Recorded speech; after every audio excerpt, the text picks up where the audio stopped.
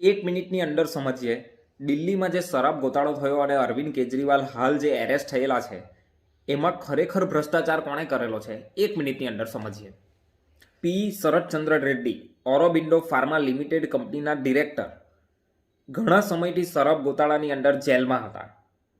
5 મહિનાના સ્ટ્રગલ પછી 5 મહિનાની અંદર ટોટલ એમણે 7થી 8 એમના સ્ટેટમેન્ટ રેકોર્ડ થયા અને એ સ્ટેટમેન્ટમાં કોઈ એંગલે અને ક્યાંય અરવિંદ કેજરીવાલનું નામ નહીં હતું. 9મા સ્ટેટમેન્ટે એમણે કહ્યું કે હા, હું અરવિંદ કેજરીવાલને મળ્યો હતો. બસ આટલા બેઝિસ પર અરવિંદ કેજરીવાલને એરેસ્ટ કરીને અત્યારે જેલમાં છે.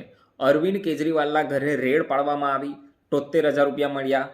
મનોજ સિસોદિયા અને સંજય સિંહ એ આમ આદમી પાર્ટીના દિગ્ગજ નેતાઓના ઘરે પણ રેડ પડી, પણ એમાં કંઈ ફૂટી કોડી નહીં મળી અને 1 પણ રૂપિયાનો મની ટ્રેલ મળ્યો નથી.